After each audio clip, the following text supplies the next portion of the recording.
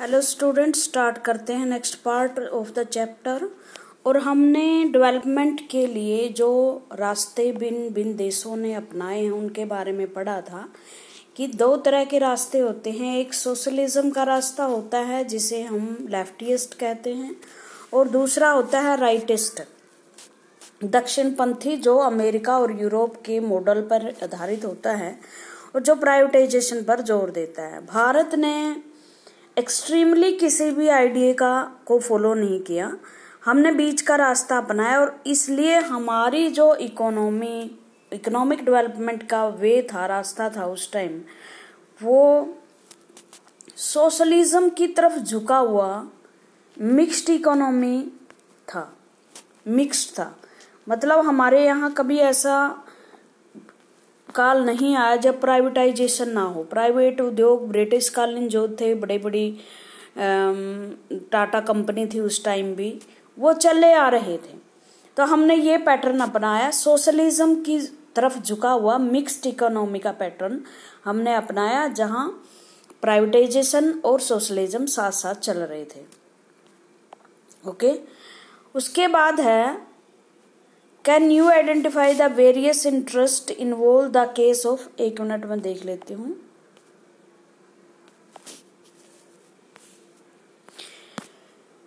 उसके बाद हम आगे चलते हैं। तो आइडिया ऑफ डेवलपमेंट आपको मैंने बता दिया, दो तरह का होता है, रास्ते अपनाए जाते हैं। अब मुझे ये बताओ डेवलपमेंट मीन्स क्या होता है, किसे आप डेवलपमेंट मानोगे? डेवलपमेंट असल में एक पॉजिटिव तरीका है, एक पॉजिटिव वे में ग्रोथ है। पॉजिटिव वे में ग्रोथ माने वृद्धि होती है।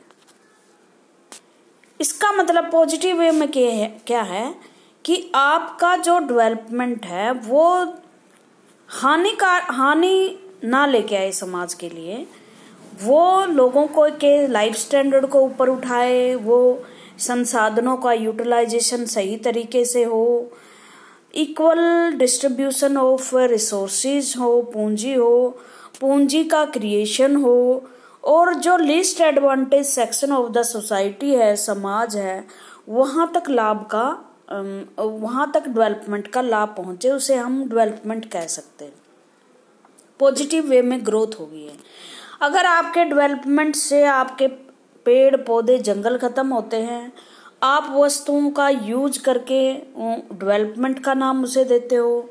अगर आपकी पूंजी क्रिएट होती है लेकिन उसका फायदा गरीब लोगों को नहीं मिलता, समाज में पैसा क्रिएट होता है लेकिन जो दूसरी चीजें हैं उनका स्टक ऑफ, मतलब उनपे एक सीमा चिन्ह लिख जाता है, बीमारियां बढ़ जाती हैं, एनवायरमेंट पोल्यूशन होता है, अगर इस तरह की चीजें होती हैं तो उसे हम डेवलपमेंट नहीं मान सकते। ठीक है ना?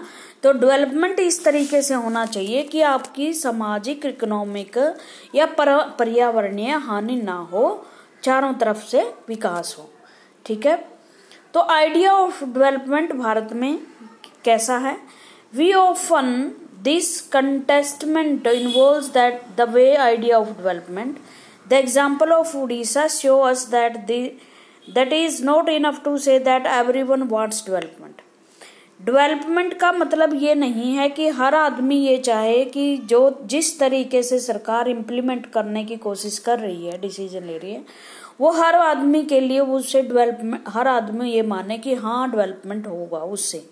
मान लो अगर एक बांध बन रहा है बहुत बड़ा, जैसे आपने नर्मदा बचाओ आंदोलन में पढ़ा, कुछ लोग तो ये मान रहे थे हाँ ये डेवलपमेंट का साधन बनेगा, इससे इलेक्ट्रिसिटी जनरेट होगी, इससे खेतों में इरिगेशन की समस्या खत्म होगी, इससे मछलियों का उत्पादन होगा, फ्लड रुकेगी। बट कुछ लोग तो ये कह रहे थे ना कि तो हम तो डिस्प्लेसमेंट हो जाएंगे, यहाँ से हम कहीं और जाएंगे तो हमारी जो लाइवलीहुड का पर्सन है, जीविका के संसाधन, वो छीन लिए जाएंगे। यहाँ बहुत सारे वनों की कटाई होगी तो डिफोर्टेशन की समस्या होगी। और आप कहाँ बाढ़ की बात कर रहे हो, अगर ये क्रैक हो जाते हैं बांध तो ये फ्लड का कारण भी बन सकते हैं। तो एक ही पक्ष के दो पहलू हैं। पॉजिटिव वे में नहीं हुआ ना जो development, For development, development means has different meaning for different section of the society. एक सेक्शन ऑफ द सोसाइटी मान सकती हैं कि इससे डेवलपमेंट होगा, दूसरी सोसाइटी मान सकती हैं कि नहीं ये हमारे लिए हानिकारक सिद्ध होगा. Development would means different thing. For example, N industrialist who is planning to set up a steel plant, to an urban consumer of steel, to the Adivasi who lives in this region. जो एक industrialist है जो वहां कारखाना स्थापित कर रहा है, वो क्या आदिवासियों के लिए सोच रहा है कि यहाँ ये स्टील खरीद पाएंगे, स्टील की बनी हुई चीजें इनके लिए सस्ती हो जाएगी. हो सकता है वो तो मिट्टी के बर्तनों में ही अभी तक अपना खाना भोजन पका रहे हो.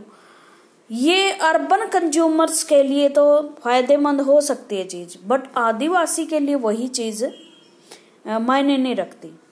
Thus, any discussion on development is bound to generate contradiction, conflict and debates. और इस तरह से कई बार जो डेवलपमेंट है वो आपस में विरोध, कॉन्फ्लिक्ट और डिबेट्स के कारण बन जाते हैं. The first decade of independence witnessed a lot of debates around this question. It was common then, as it is even now, for people to refer to the West as the standard for measuring development. कई बार हम क्या मान लेते हैं, देखो development के बहुत सारे थिंकर हैं. उसने कहा कि एक तो ये कहते हैं कि डेवलपमेंट हमेशा ये सीधी रेखा में चलता है. सीधी रेखा में कैसे चलता है? जहां से वेस्ट के देश चले, ब्रिटेन वगैरह, यूरोप वगैरह, आज वेस्ट के लोग यहाँ पहुंचे हुए हैं. अब जो एशिया और अफ्रीका के देश हैं वो भी यहीं से शुरू करे जहां से वेस्ट ने शुरू किया. और अगर ये वही लाइन अपनाएंगे तो यह जहां वेस्ट के लोग आज हैं वो वहां पर एशिया और अफ्रीका के लोग भी पहुंच जाएंगे. लेकिन ये इस तरह की थ्योरी रखने वाले लोग ये भूल जाते हैं एशिया और अफ्रीका की कंडीशन, समय, समाज, रीति रिवाज, वो सब कुछ अलग है. इसलिए डेवलपमेंट की बहुत सारे तरीके हो सकते हैं. डेवलपमेंट बहुत सारे क्षेत्रों में हो सकते हैं. जैसे सऊदी अरेबिया में जैसे जाओगे आप, सऊदी अरेबिया में लोग पैसे के मामले में बहुत धनी हैं. उन्होंने बहुत अच्छा इंफ्रास्ट्रक्चर, कोठियां वगैरह डाली हुई है, बट महिलाओं के विकास के लिए, एजुकेशन के लिए वो अभी भी बैकवर्ड ही हैं. ठीक है, तो डेवलपमेंट कोई ये नहीं है कि जो वेस्ट ने स्टैंडर्ड अपना रखे हैं वेस्टर्न देशों ने, उसी तरह का डेवलपमेंट एशिया और अफ्रीका के देशों में भी होगा. As it is even now for people to refer to the West as the standard of measuring development. कई बार ये माना जाता है कि जो वेस्ट में चीजें हो रही हैं उसको एक स्टैंडर्ड माना जाएगा कि अगर ये चीजें एशिया और अफ्रीका में भी हो रही हैं तो हम क्या मान लेंगे कि डेवलपमेंट हो रहा है.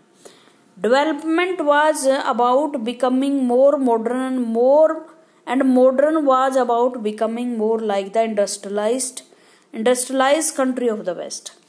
कई बार जो डेवलपमेंट का मीनिंग ये मान लिया जाता है मॉडर्न होना. ठीक है, और मॉडर्न कौन है? जो वेस्ट के इंडस्ट्रियलिस्ट कंट्री, औद्योगिक कंट्री हैं, जो जर्मनी है, यूरोप, यूके है, स्विट्जरलैंड है, इस तरह से. लेकिन ये एक आपका भ्रम में, इल्यूजन में डालने वाला मीनिंग है. डेवलपमेंट का मतलब कभी भी मॉडर्न होना नहीं होता है. मॉडर्न का मतलब ये नहीं कि आपने जीन्स डाल ली और आपने नए तरीके के कपड़े डाल लिए, वो मॉडर्नाइजेशन हो गया. मॉडर्नाइजेशन का मतलब आपकी शिक्षा में कितना सुधार हुआ, एजुकेशन, आपका हेल्थ सिस्टम कितना बढ़िया है. जैसे अभी कोविड-19 की बीमारी चली हुई है, अमेरिका जैसे देश भी पस्त हो गई, इटली जैसे, स्पेन जैसे देश जो बहुत हाईली मॉडर्न डेवलप माने जाते थे, लेकिन इस बीमारी के सामने वो मात खा गए. फिर हम इन चीजों को डेवलपमेंट में नहीं ला सकते. आपकी एजुकेशन कितनी है, आपकी महिलाओं की भागीदारी समाज के हर क्षेत्र में कितनी है, आपका चाइल्ड बर्थ रेट कितना है, आपका इंफ्रास्ट्रक्चर कैसा है, आपके देश में गरीबों के लिए सरकार क्या कर रही है, इक्वलिटी आई है कि नहीं. सबसे मेन चीज है इक्वलिटी. अमीर, जैसे सऊदी अरेबिया में मैंने बताया कि पैसे बहुत है लोगों के पास, लेकिन महिलाओं को कुछ भी अधिकार नहीं है। तो हम कभी भी मॉडर्नाइजेशन को डेवलपमेंट नहीं मान सकते। बड़ी बड़ी गाड़ियों में मॉडर्न होना हो सकता है, बस बट हम उसे डेवलपमेंट नहीं मान सकते। अगर आपकी लेडी को कार चलाने की इजाज़त नहीं है, you become modern but you are not developed country. ठीक है, modern was about becoming more like the industry country. This is how common people as well as the expert thought. It was believed that every country would go through the process of modernization as the West। और कई बार हमारे देश में भी बहुत सारे लोगों ने ये कहा कि हमें भी वेस्ट का तरीका अपनाना चाहिए, हमें भी वही प्रोसेस अपनानी चाहिए मॉडर्नाइजेशन की जो वेस्ट कंट्रीज ने अपनाई थी, which involves the break down of traditional social structure. जिसके कारण ये कहते हैं कि भाई अपना जो पुराने सिस्टम है वो तोड़ दो। जैसे वेस्ट में देखोगे आप, परिवार, ज्वाइंट फैमिली, कस्टम, रीति रिवाज, वहाँ किसी तरह की कोई सोशल स्ट्रक्चर नहीं है, इस तरह का बचा नहीं है। पहले बहुत मजबूत होता था, लेकिन क्योंकि वो मॉडर्न हो गए हैं, तो इस वजह से जो ट्रेडिशनल सोशल स्ट्रक्चर है वो टूट जाता है। जाति, धर्म, उससे ऊपर उठकर लोग जो है इकोनॉमिक रिलेशंस पे आ जाते हैं। एंड रेज ऑफ कैपिटलिज्म, और पूंजी का उदय होता है। लिबरलाइजेशन आती है। लिबरलाइजेशन का मतलब आप उद्योग धंधे, मार्केट आदि में फ्री हो जाते हो, सरकार का पर कोई कंट्रोल नहीं रहता। Modernisation was also associate with the kind of this idea of development. जो मॉडर्नाइजेशन है वो भी idea of growth, material progress and scientific rationality पे डिपेंड करता है। मॉडर्नाइजेशन को कई बार मान लिया जाता है कि आपका ग्रोथ क्या हो रही है। ग्रोथ मीन्स आपकी उन्नति क्या हो रही है। पहले कितने हॉस्पिटल थे, अब कितने हैं। पहले कितनी पूंजी थी, अब कितनी है। पहले कितने बैंक थे, अब कितने हैं। पहले कितने इंडस्ट्री थी, अब कितनी है। मटेरियल प्रोग्रेस का मतलब इंफ्रास्ट्रक्चर आपका कितना बड़ा है।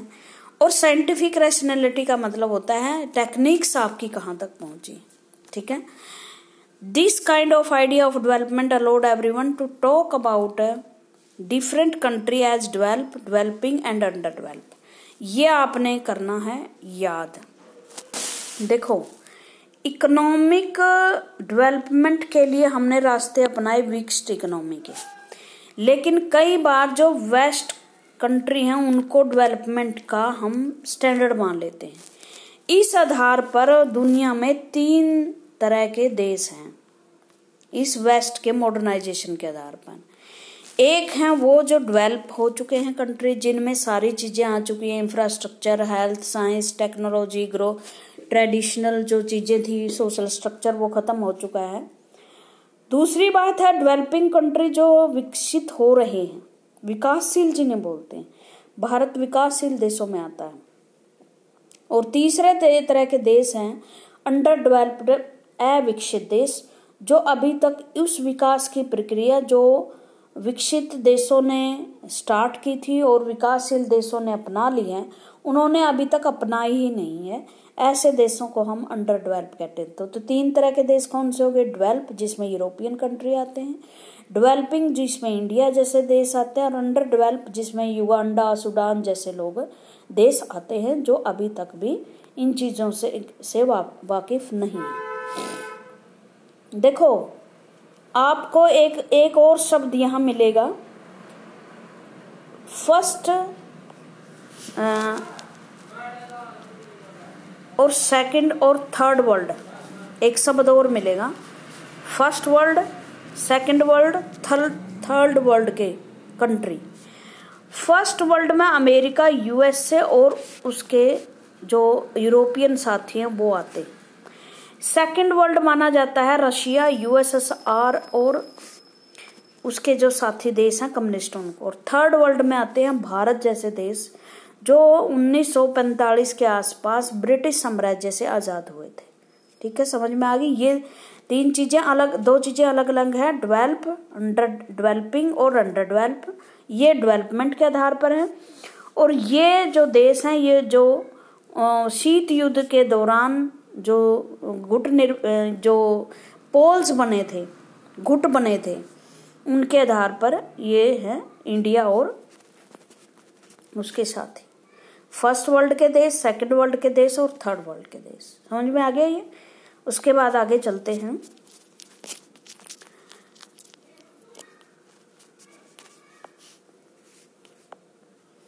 On the eve of independence, independence पता ही है 1947 में हम आजाद हुए। India had before it 2 models of modern development. India के पास 2 मॉडल थे, बता दिया मैंने। एक सोशलिस्ट मॉडल था, एक कैपिटलिस्ट, जिसे लिबरल कैपिटलिस्ट भी बोलते हैं। मॉडर्न डेवलपमेंट के 2 साधन थे, 2 रास्ते थे, क्या अपनाना था उसको। The liberal capitalist model, Bharat में ऐसे बहुत सारे देश थे तो ये चाहते थे, जो आपकी बीजेपी है ना वर्तमान में, वो पहले बीजेएस बोलते थे, भारतीय जनसंघ, ये चाहती थी कि भारत जो है अमेरिका का मॉडल अपनाए। कांग्रेस में भी सी राजगोपालाचार्य जैसे बहुत सारे नेता थे जो चाहते थे कि जो नेहरू है ये सोशलिज्म की पॉलिसी छोड़े और अमेरिका जैसी पॉलिसी अपनाए। Capitalist liberal model as in such much of the Europe and US, जो अमेरिका और यूरोपियन देशों में है। और दूसरा मॉडल था सोशलिस्ट मॉडल। देखो आपसे 2-2 नंबर के क्वेश्चन पूछे जा सकते हैं कि लिबरल कैपिटलिस्ट मॉडल क्या है डेवलपमेंट का, तो आप बता देना ऐसा मॉडल जो अमेरिका और यूएस ने अपनाया, जिसमें मार्केट फ्री होती है, सरकार का कंट्रोल बहुत कम होता है इंडस्ट्रीज पे और मार्केट पे। जो सरकार है वो सिर्फ ऑब्जर्वर का काम करती है, रेगुलेटर का काम नहीं करती, कोई हार्ड एंड फास्ट रूल वो बनाती नहीं है, ठीक है। लेकिन सोशलिस्ट मॉडल का के बारे में आपसे पूछे तो सोशलिस्ट मॉडल के बारे में आप बताना कि ये यूएसएसआर और मार्क्सवाद के सिद्धांतों पर आधारित है। इसमें जो गरीबी अमेरिका भेदभाव है उसको कम करने की कोशिश की जाती है। उसमें जो राज्य है वो एक ग्रेटर रोल निभाता है डेवलपमेंट में, और उसमें जो समाज है गरीबी अमेरिका भेद घटाने की कोशिश की जाती है, गैप को कम किया जाता है। जो इंडस्ट्रीज हैं वो सारी पब्लिक सेक्टर की होती हैं, ठीक है। You have already studied these 2 ideology and read about the cold war. आपने दोनों स्ट्रेटजी के बारे, दोनों आइडियोलॉजी के बारे में पढ़ा होगा। कोल्ड वार, शीत युद्ध, ये दोनों ही, शीत युद्ध में ये आइडियोलॉजी खूब संसार में चली थी, दोनों ही।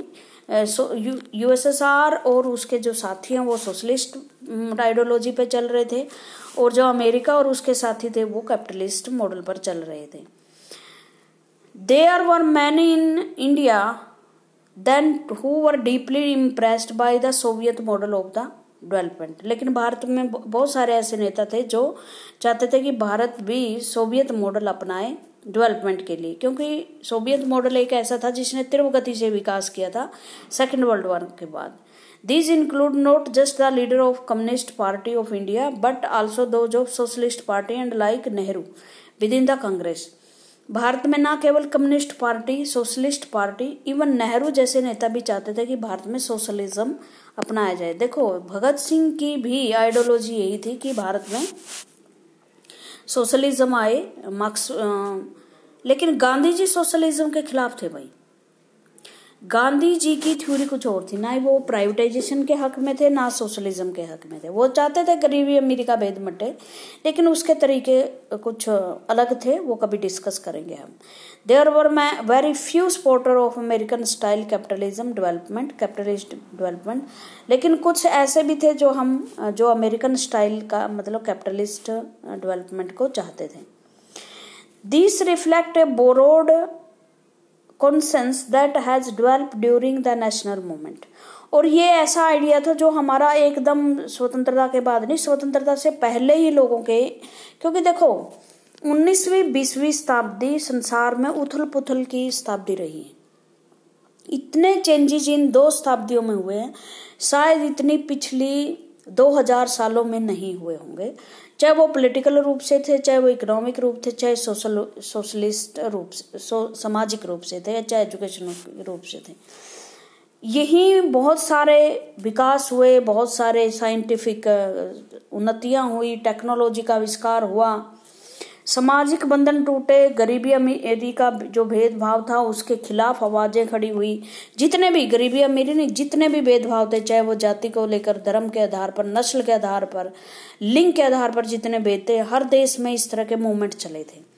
तो ये एक, उस टाइम भारत न केवल ब्रिटिश शासन से लड़ रहा था, बल्कि वो जो पुराने रीति रिवाज, पुराना स्ट्रक्चर था, ढांचा था समाज का, उससे भी तो लड़ रहे थे ना, कि भाई आने वाले भारतीय समाज में जब भारत आजाद होगा तो वहाँ धर्म, जाति, लिंग आदि के आधार पर भेदभाव नहीं होगा, पुराने जो रूढ़िवादी तरीके हैं विकास के वो नहीं अपनाए जाएंगे, इंडस्ट्रीज लगेंगी, उद्योग लगेंगे, एम्प्लॉयमेंट के नए साधन क्रिएट होंगे। ये नहीं कि जो दादा ने अपनाया वही आगे उसकी जनरेशन भी वही उसी प्रोफेशन में आई। तो जो नेशनलिस्ट लीडर थे were clear that the economic concern of the government of free India would have to be different from the narrowly defined commercial function of the colonial British. और वो ये भी देख रहे थे कि जो ब्रिटिश शासन अपना रही है नीतियों को, वो भारत के लिए यूजफुल नहीं है। तो हम कम से कम ये चीजें जो ज़्यादा से ज़्यादा चीज़ों को एक्सपोर्ट करना, इंपोर्ट करना, हम वो तो नहीं करेंगे बिल्कुल भी। हम कोई और तरीका जिससे भारतीय लोगों को ज़्यादा से ज़्यादा फायदा हो वो हम करेंगे। It was clear moreover that the task of poverty alleviation and social and economic distribution was being seen primarily as the responsibility of the government. क्योंकि वो देख रहे थे कि जो सरकार है वो गरीबों के प्रति इंसेंसिटिव है, गरीबों को की गरीबी को मुक्त करवाने के लिए कुछ भी नहीं कर पा रही। अकाल जैसे सिचुएशन या बाढ़ जैसी सिचुएशन में गवर्नमेंट एक अच्छा रोल नहीं निभा रही, लाखों लोग अब भी मर रहे हैं। और कुछ जो लैंड है वो कुछ हाथों में है, उद्योग है वो कुछ एक हाथों में है, और जो सोशल बंधन है वो भी ज़्यादा इस तरह से है कि इकोनॉमी में जो पैसा है वो कुछ ही व्यक्तियों के हाथों में रह जाता है। तो उन्होंने ये भी कहा था कि हम गरीबी मिटाने के लिए सोशल और इकोनॉमिक रीडिस्ट्रीब्यूशन, मतलब जमीन का रीडिस्ट्रीब्यूशन, सभी के हाथों में जमीन चली जाना, पैसे की पहुंच होना, वो चीजें वो गवर्नमेंट की रिस्पॉन्सिबिलिटी होगी। और गवर्नमेंट ये एक ऐसा साधन है जो ऐसा सब पॉसिबल है, कर सकती है, पावर है उसके पास। There were debates among them for some industrialization seem to be preferred path, for other the development of agriculture and in particular elevation of rural poverty as the priority। कुछ तो इस बारे में डिबेट थी। कुछ लोग ये चाहते थे कि भारत में ज़्यादा से ज़्यादा इंडस्ट्रीज लगे, रोजगार क्रिएट होंगे तो पावर्टी अपने आप खत्म हो जाएगी। दूसरे कुछ ये थे जो गांधीवादी नेता थे या कुछ किसान थे, लैंडलॉर्ड्स, वो चाहते थे कि भारत में जो रूरल गरीबी है वो ज़्यादातर गरीब कौन है, वो लैंडलेस पीपल हैं या किसान हैं। तो एग्रीकल्चर का विकास ज़्यादा से ज़्यादा होना चाहिए। इतनी बड़ी पॉपुलेशन को पेट भरने के लिए अनाज चाहिए, जब भी तो हम सेल्फ डिपेंडेंट हो गए। इसके लिए कृषि का विकास चाहिए। तो बहुत इस बारे में डिमांड थी कि हम उद्योग लगाएं, कृषि का विकास करें या क्या करें। तो हमने जब पंचवर्षीय योजनाएं शुरू की, प्लानिंग शुरू किए, तो हमारे सामने यही चैलेंज था कि हम प्रायोरिटी किसको दें, उद्योगों को दें या कृषि को दें। जो फर्स्ट प्लानिंग सिस्टम था हमारा 5 साल का, उसमें हमने कृषि को चुना, एग्रीकल्चर को, कि एग्रीकल्चर को हम मजबूत बनाएं। ग्रामीण जो इलाकों में लोग गरीब हैं उनको खेती के संसाधन उनके अच्छे हुए, इरिगेशन सिंचाई वगैरह की अच्छी सुविधाएं हुई तो उनकी गरीबी अपने आप दूर हो जाएगी, खेती पैदा होगी, वहाँ रोजगार पैदा होंगे। तो शुरू में जो पंचवर्षीय योजनाएं थी, प्रथम पंचवर्षीय फर्स्ट 5 ईयर प्लान 1951 से लेकर 1956 तक, तो उसमें एग्रीकल्चर पर जोर दिया गया। बड़े बड़े बांध बनाए गए, इलेक्ट्रिसिटी को खेतों तक पहुंचाया गया, नहरों के जाल बिछाए गए, बांध बनाए गए। तो इस तरह से, लेकिन सेकंड प्लानिंग में हमने ये देखा कि भाई सिर्फ और सिर्फ एग्रीकल्चर से हमारा काम नहीं चल सकता। नेहरू जी चाहते थे कि हमारे यहाँ भी बहुत बड़ी बड़ी इंडस्ट्रीज पैदा हो, और जहाँ एक एक इंडस्ट्री में 2-2 हजार 3-3 हजार लोगों को रोजगार एक साथ मिल जाए।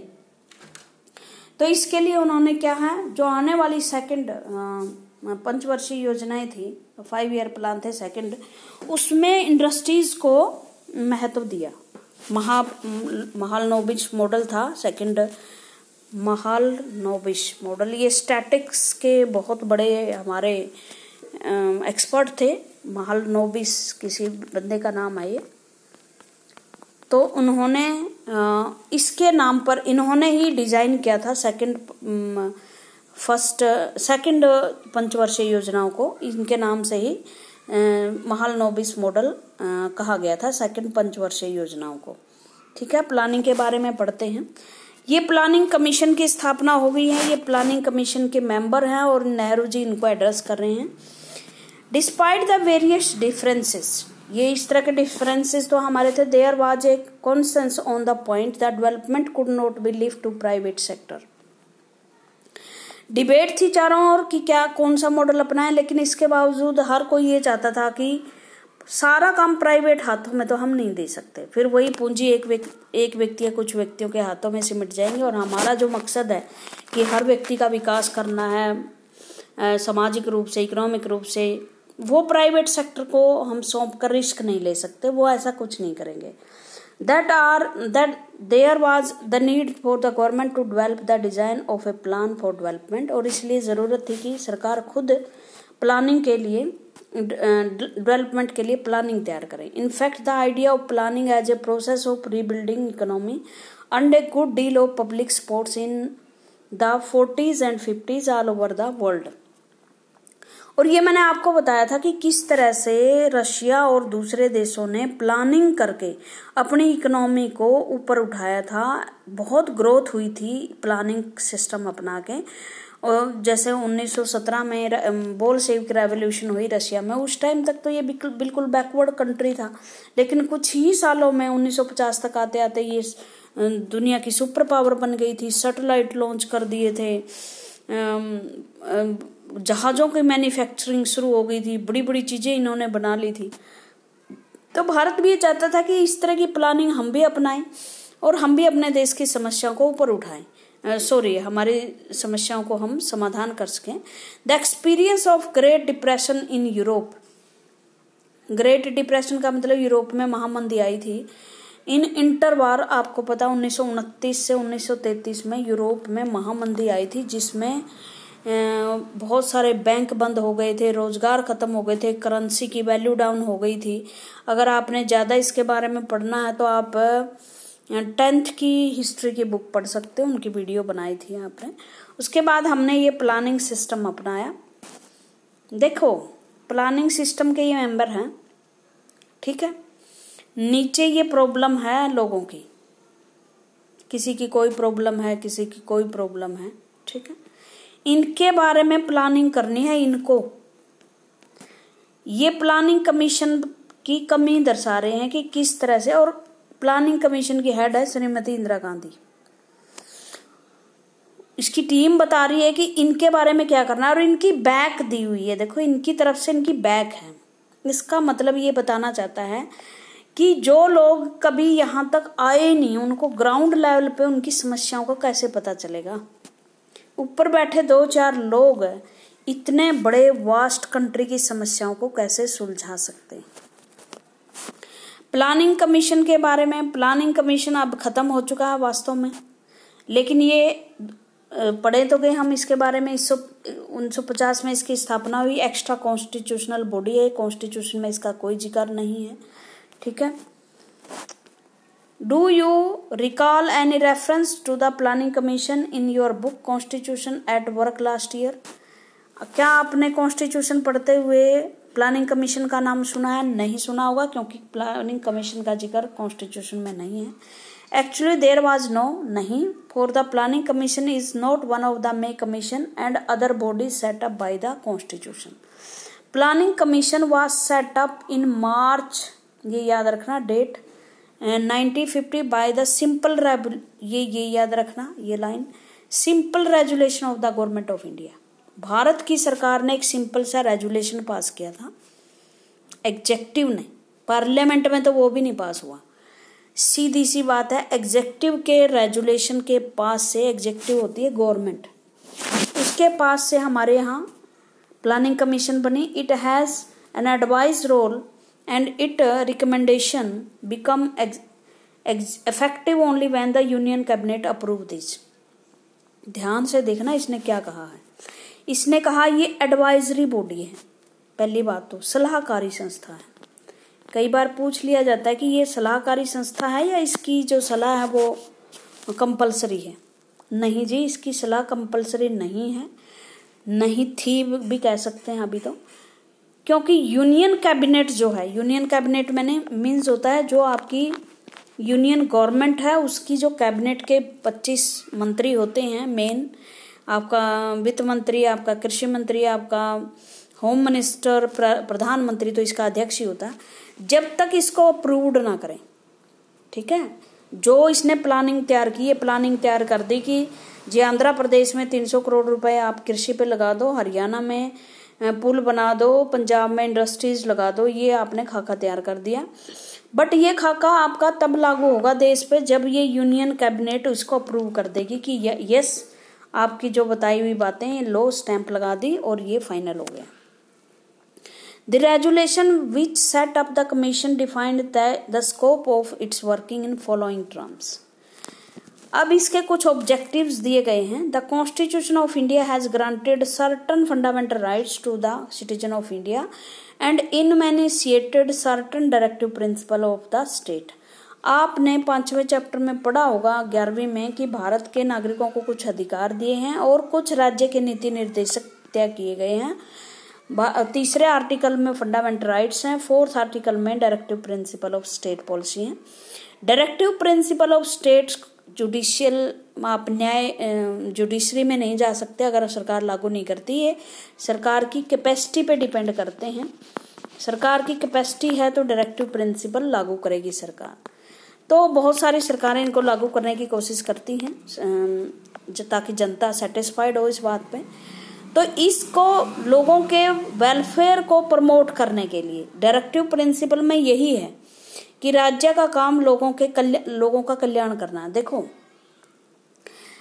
लोकतंत्र में अगर पूछा जाए कि लोकतंत्र का उद्देश्य क्या है, लोकतंत्र का उद्देश्य ही वेलफेयर ऑफ द पीपल होता है, लोगों का कल्याण करना, ठीक है। मेन जो चीज होती है by securing and protecting a social order in which justice, social, economic and political shall direct its policy toward securing among these things।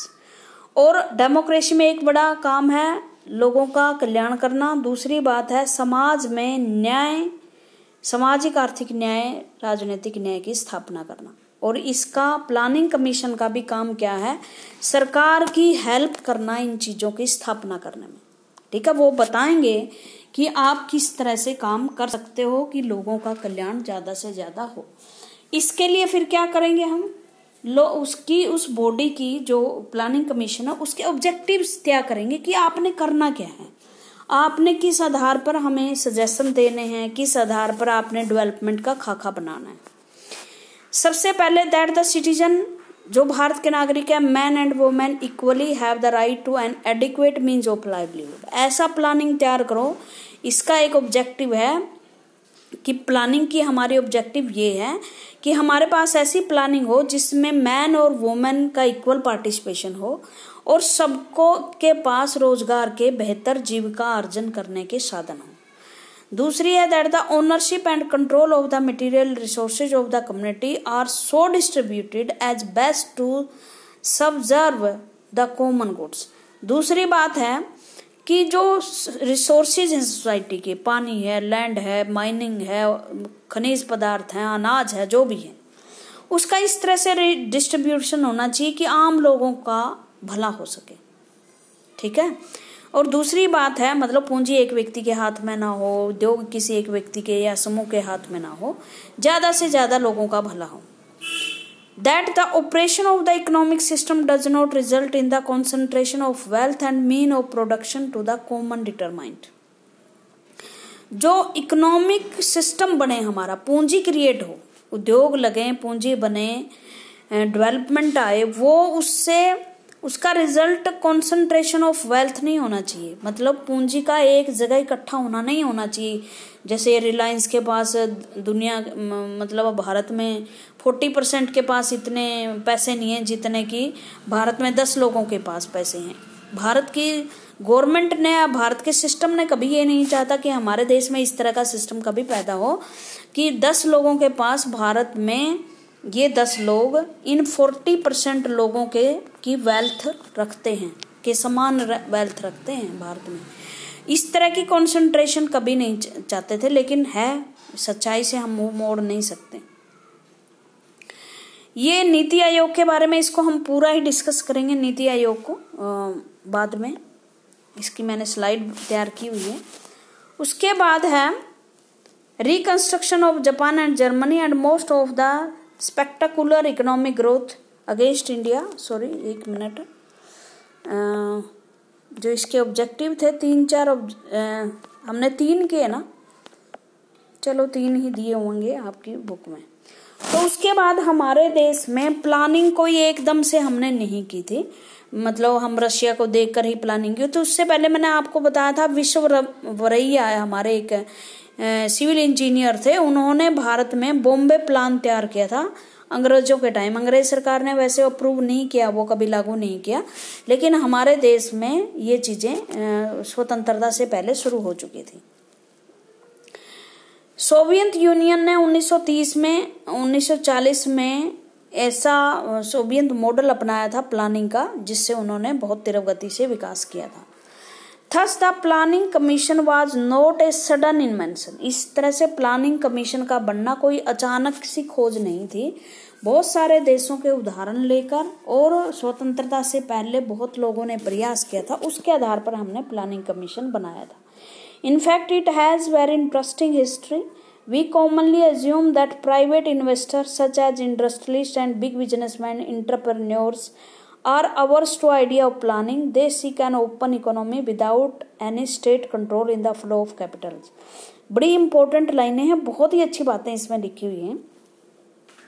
इसमें ये कहा गया है कि इसकी स्टोरी बड़ी इंटरेस्टिंग है, और हमारे देश में बड़ी अच्छी बात ये रही है, जो बिग इंडस्ट्रियलिस्ट रहे हैं हमारे यहाँ, टाटा, बिरला, डालमिया, स्वतंत्रता संग्राम में उनकी भूमिका बहुत ज्यादा रही है। पैसे के मामले में कांग्रेस के नेता के रूप में, गांधी जी के समर्थन में वो खड़े रहे हैं भारत में। हमारे यहाँ बिजनेसमैन मतलब ये नहीं थे कि न्यूट्रल रहे हों। जैसे जमशेदजी टाटा हैं, वो गांधी जी के 5वें पुत्र हुआ करते थे, गोद लिया हुआ था, मतलब अपने आप को वो गांधी जी के पुत्र मानते थे। तो कई बार ये देखा गया आमतौर पर कि जो बड़े बिजनेसमैन होते हैं ना, वो प्लानिंग की, जो प्लानिंग डेवलपमेंट होता है उसके खिलाफ होते हैं। वो तो चाहते हैं कि फ्री और ओपन मार्केट हो, सब कुछ उनके हाथ में हो, खुला हो, और सरकार जो है ज्यादा से ज्यादा रोल ना निभाए। बट हमारे देश में ऐसा नहीं था। हमारे देश में जो इंडस्ट्रियलिस्ट थे वो भी उतने ही चिंतित थे भारत के विकास के लिए जितने दूसरे नेता थे। तो यही कहा गया है कि जो बिजनेसमैन और इंडस्ट्रियलिस्ट होते हैं वो ओपन इकोनॉमी को चाहते हैं, जिसमें स्टेट का कंट्रोल कम से कम हो और फ्लो कैपिटल खूब हो, पूंजी का विस्तार हो। That was not what happened here. Rather, a section of big industrialists got together in 1944 and draft a joint proposal for setting up a planned economy in the country. लेकिन हमारे देश में क्या हुआ, 1944 में बहुत सारे इंडस्ट्री, बड़े बड़े इंडस्ट्रियलिस्ट थे, वो इकट्ठे हुए और एक ज्वाइंट प्रपोजल उन्होंने सेट किया प्लान्ड इकोनॉमी का। मतलब खुद इंडस्ट्रियलिस्ट आगे आए हमारे यहाँ। It was called the Bombay plan. इसको बॉम्बे प्लान कहा जाता है। The Bombay plan wanted the state to take major initiative to in industries and other economic investment. और बड़ी अच्छी बात ये थी, वो चाहते थे कि जो राज्य है वो इनिशिएटिव ले, पहल करे बड़ी बड़ी इंडस्ट्रीज लगाने में और इकोनॉमिक इन्वेस्टमेंट में। वैसे तो इंडस्ट्रियलिस्ट क्या चाहेंगे कि राज्य तो दूर ही रहे जी, जैसे जो यूरोपियन अमेरिकन कंट्री के जो इंडस्ट्रियलिस्ट हैं वो चाहते हैं कि सरकार मार्केट वगैरह के, इंडस्ट्रियल वगैरह के कानून ना बनाए। बट हमारे देश में स्थिति अलग थी। Thus, from left to right, planning and development was the most obvious choice for the country after independence. उसके बाद चाहे हमारे देश में लेफ्टिस्ट थे, चाहे वो राइटिस्ट थे, जो मैंने बताई विचारधारा, वो प्लानिंग डेवलपमेंट के हक में थे। बहुत सारे लोग चाहते थे कि हमारे यहाँ प्लानिंग सिस्टम अपनाया जाए। Soon after India become independence और इंडिपेंडेंस के बाद the planning commission came into being. The prime minister was its chairperson. Planning commission का चेयरमैन हमेशा प्रधानमंत्री होता है। नीति आयोग का चेयरमैन भी प्रधानमंत्री ही है। क्वेश्चन अगर पूछा जाए कि कौन है तो आपने लिखना भारत का प्रधानमंत्री। नाम लिखने की जरूरत नहीं है कि नरेंद्र मोदी है कौन है। क्यों? क्योंकि वो एक्स ऑफिशियो पोस्ट होती है। चाहे नरेंद्र मोदी आज है, कल कोई दूसरा आएगा तो उसकी पोस्ट पे सिर्फ और सिर्फ प्राइम मिनिस्टर ही रहेगा। It became the most influential and central machinery for deciding what path and strategy India would adopt for the development. और ये जो ना संविधान में ये संस्था थी ना कहीं भी, गवर्नमेंट के ही रेजुलेशन से बनी थी, लेकिन सबसे हाईली सेंट्रलाइज मशीनरी बन गई एक बार देश की, कि वो ही भारत के रास्ते तय कर रही थी डेवलपमेंट के। ठीक है ना। वैसे तो देखा जाए तो डेमोक्रेसी में इस तरह की संस्थाएं नहीं होनी चाहिए, बट देश के डेवलपमेंट के लिए बनाई गई है। और ये क्योंकि कई बार क्या होता है, ये इतनी इस तरह की पावर वाली जो कॉन्स्टिट्यूशनल संस्थाएं नहीं हैं तो उनके ऊपर उंगली उठाई जाती है विपक्षियों के द्वारा कि ये पार्शल मतलब कुछ इस तरह की कि डेमोक्रेसी के लिए ठीक नहीं है, लोगों की भागीदारी नहीं है, लोगों की वो समस्याएं नहीं जानती, कुछ लोग फैसले ले रहे हैं, पॉलिसी बना रहे हैं देश के लिए। ठीक है। उसके बाद है द अर्ली इनिशिएटिव। पहल कैसे हुई हमारे देश में। As in the USSR the planning commission of India opt for 5 year plans. USSR की तर्ज पे हमने प्लानिंग कमीशन बनाया, 5 ईयर प्लान हमने तैयार की। The idea is simple. Idea simple था। The government of India prepare a document that has a plan for it all the income and expenditure of the next 5 year. और इसमें क्या था कि 5 साल में आपकी आय कितनी होगी, इनकम कितनी होगी और एक्सपेंडिचर कितना होगा। थोड़ी थोड़ी इकोनॉमिक भी आपको आनी चाहिए, इकोनॉमी भी। सोशल सब्जेक्ट ऐसे होते हैं जिसमें आपको थोड़ी थोड़ी ज्योग्राफी, थोड़ी थोड़ी इकोनॉमिक्स, थोड़ी थोड़ी सोशोलॉजी आनी ही चाहिए। तो इनकम के सोर्स तय किए गए। मान लो आपकी आ गया कि 500 रुपये आपके एक साल में इनकम है। अब एक्सपेंडिचर कितना करना चाहिए, कम से कम 500 तो करना ही चाहिए एक्सपेंडिचर। लेकिन कई बार क्या होता है 600 भी कर देती है गवर्नमेंट, उसे दूसरी चीज़ों से आय की उम्मीद होती है, जैसे ऋण ले सकते हैं। इस तरह से जो ये 100 रुपये का होता है वो उसे फिस्कल घाटा कहते हैं। ठीक है, फिस्कल घाटा होता है। तो ये बजट इसी तरह से तैयार होता है हमारे देश में। तो सबसे पहले तो हमने क्या किया, एक हमने सिंपल सी इनकम और एक्सपेंडिचर की लिस्ट तैयार कर ली और उसके बाद प्लान बनाना शुरू कर दिया कि हमने ये 500 रुपये खर्च कहाँ करना है। ठीक है। The income and expenditure for the next 5 year. Accordingly, the budget of the central and all the state government is divided into 2 parts. जो सेंटर और स्टेट गवर्नमेंट अलग अलग से हमारे यहाँ बजट बनाती है। ये तो आप सभी को पता होगा कि बजट बनते हैं हमारे यहाँ। हरियाणा सरकार का भी जैसे बजट आता है और इंडियन गवर्नमेंट का भी बजट आता है। तो उसमें 2 तरह की पूंजी, उसके 2 पार्ट होते हैं। एक तो नॉन प्लान बजट होता है। नॉन प्लान बजट क्या होता है, that is spent on routine item on A yearly basis. एक ऐसा बजट का पार्ट जो रूटीन की चीज़ों पर खर्च होता है। रूटीन में जैसे आपकी गवर्नमेंट जो एम्प्लॉयड है उनकी सैलरी जानी है। ठीक है, जज है उनकी सैलरी जानी है। अब उनके लिए क्या प्लान करना, वो तो पूंजी है, वो तो लगेगी। ठीक है ना। ये तो होता है नॉन प्लान बजट, जिसमें रूटीन की चीज़ों पर खर्च होने वाला पैसा लगता है। अब इसके अलावा जो एक होता है प्लान बजट, कि मेरे पास इतने बच गए गवर्नमेंट एम्प्लॉयज़ की सैलरी के बाद, उसको हम प्लान कर लेते कि उसे कहाँ स्पेंड करना है। वो 5 साल के लिए बनाया गया। Priority fixed by the plan, और प्लानिंग के अनुसार प्रायोरिटी दी गई कि किस चीज़ पर खर्च करना। जैसे मैंने बताया कि शुरू वाला जो फर्स्ट 5 ईयर प्लान थे वो हमने एग्रीकल्चर पे खर्च किए थे पैसे। A 5-year plan has the advantage of permitting the government to focus on the larger picture and make long-term intervention in the economy. और इस तरह से 5-year प्लान हमें क्या देती है, एक एडवांटेज गवर्नमेंट को देती है कि वो किसी एक ही क्षेत्र में फोकस कर सकती है और लॉन्ग टर्म उसमें पैसे लगा सकती है, और उससे ये नहीं कि काम अधूरा रह गया और छोड़ दिया, आज एक साल में पैसे यहाँ लगा दिए, थोड़े थोड़े बांध बन गए, इरिगेशन हो गई, लेकिन बाकी की चीज़ें बच गई। 5 साल में आप जो इकोनॉमी का कोई भी पहलू या एग्रीकल्चर या इंडस्ट्री लेते हो उसमें आप भरपूर काम कर सकते हो 5 साल के लिए। सबसे बड़ी बात, उस टाइम कांग्रेस की गवर्नमेंट थी, गवर्नमेंट बीच में चली जाती है, नहीं आती जाती हैं तो डेवलपमेंट पे असर पड़ता है, लेकिन इस गवर्नमेंट को अपना भरोसा था कि मैं लंबे समय तक रहूँगी, तो इन्होंने 5-5 साल के प्लानिंग तैयार कर लिए थे। ठीक है, ये बाद में समझाएंगे इसका क्या मतलब है। ठीक है, इस तरह से फर्स्ट 5-year प्लान बनाया गया। And then the actual plan document release in December 1951। दिसंबर 1951 में हमारा प्लान तैयार हुआ, रिलीज हो गया, डॉक्यूमेंट गजट में आ जाता है।